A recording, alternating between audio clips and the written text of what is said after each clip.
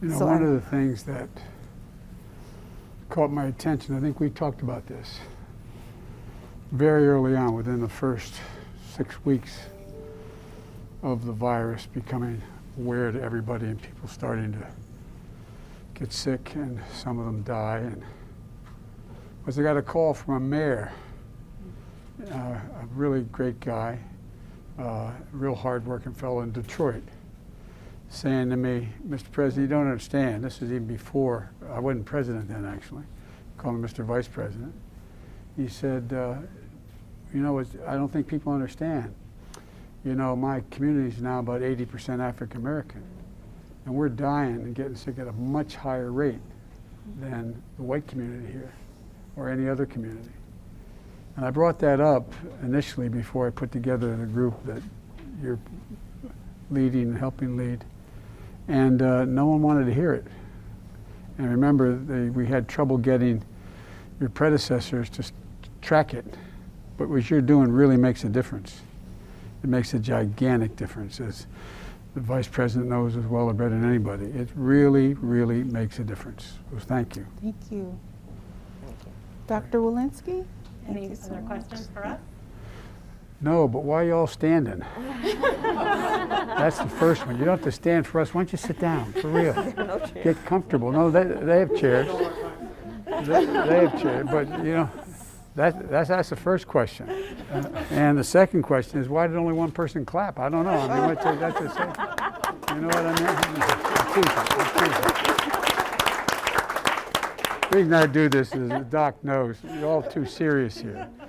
We owe you a gigantic debt of gratitude, and we will for a long, long, long time, because I hope this is the beginning and the end of not paying attention to what's going to come again and again and again and again. We can build all the walls we want, we can have the most powerful armies in the world, but we cannot stop. We cannot stop these viruses, other than be aware where they are and move quickly on them when we find them.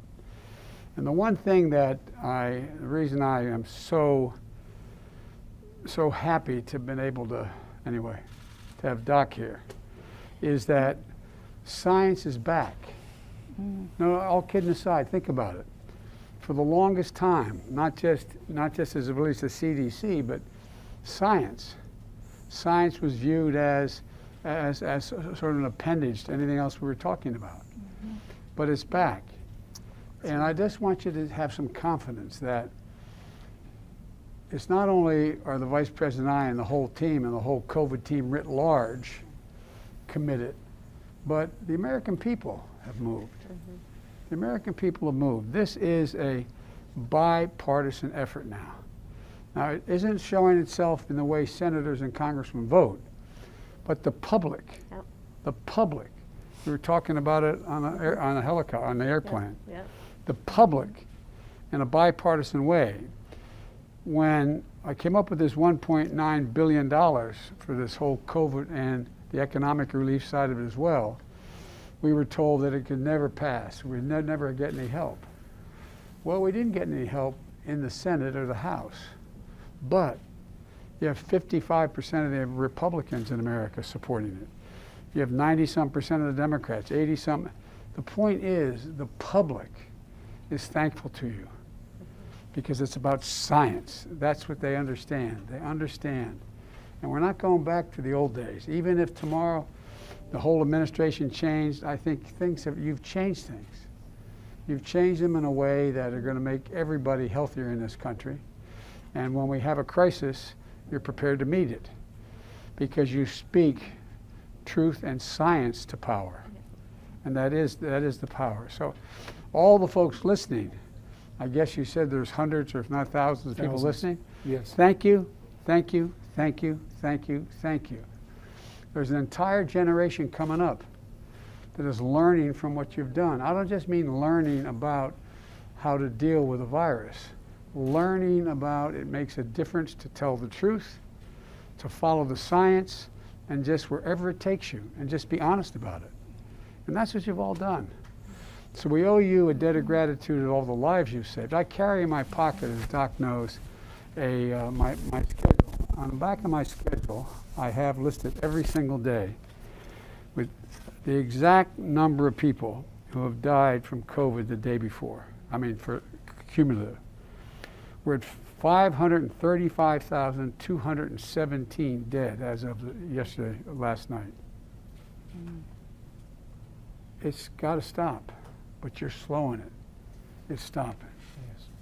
And it really, really matters. You know, that's more people than have died in all of Americans, all of World War I, World War II, the Vietnam War, and 9/11 combined in a year. In a year. And you are the Army. You're the Navy. You're the Marines. You're the Coast Guard. I really mean it. This is a war. And you are the frontline troops. Sounds silly to say it that way. Sounds sort of grand, but think about it. We got the vaccines, we got the companies together, and then they didn't have the wherewithal to be able to produce all the vaccines. Mm-hmm. So there's a thing called the Defense Production Act. As president, I'm allowed to enforce it. So I had people saying, stop making that and start making these. Mm-hmm. We put together, did you ever think you'd see the day, because you've all been involved in medicine, see two major drug companies cooperate for the good of the country? One come up with a drug, and the other say, well, we'll manufacture for you. Mm-hmm. So what you're doing really, really, really matters, not only, and I'll end with this, not only in saving lives, but changing the mindset of the country. Changing the mindset of the country. And it's affecting everything. Not just affecting people's health, it's affecting their attitude. The attitude about what we can do as a country. Everybody thought that I didn't quite understand when I announced that we had over 100 million shots in less than, you remember when I said my goal was to have 100 million shots in people's arms in the first 100 days as president? And everybody said, oh, that sounds, yeah, right. Now he should have been more, why didn't they say more? You know what I mean? But here's the point. The point is that it is changing the way we look at a whole range of things. And when I announced it, everybody but the vice president wondered why. I also pointed out that we landed a rover on Mars at the same time. Because this is the United States of America, for God's sake. There is nothing we cannot do when we do it together. And that's what you're showing everybody. So I came to say thank you. I really mean it. I have a whole lot of nice notes on here about the science, but I came here to say thank you. Yeah. Because you're changing the psyche of the country. You're saving lives. You're saving lives. But you're changing the psyche of the country. And this is, as I said, it's not being, I don't think we're being chauvinistic about our country, but this is, think about it.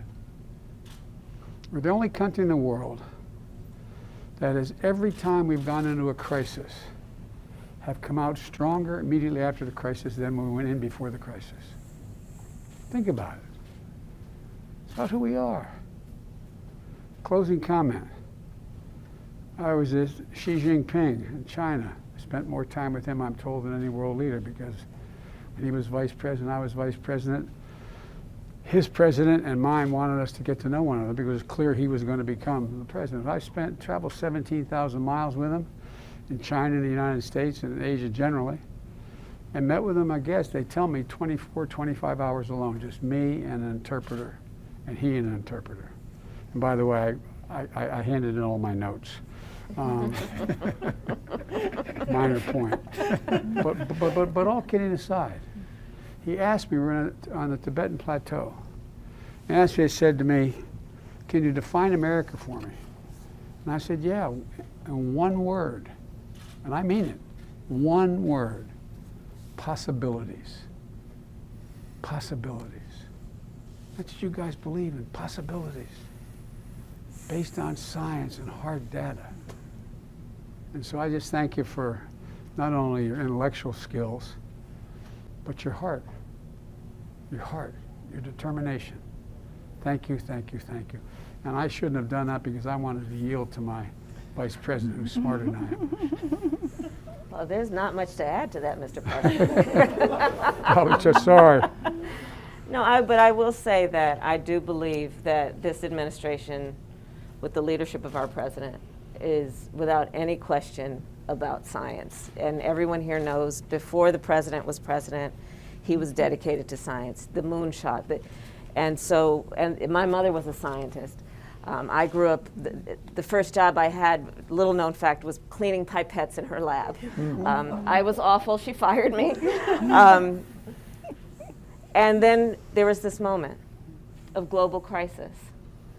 And the president takes calls with leaders around the world. We talk with people around the world. And they have named their centers of disease control after this center of disease control.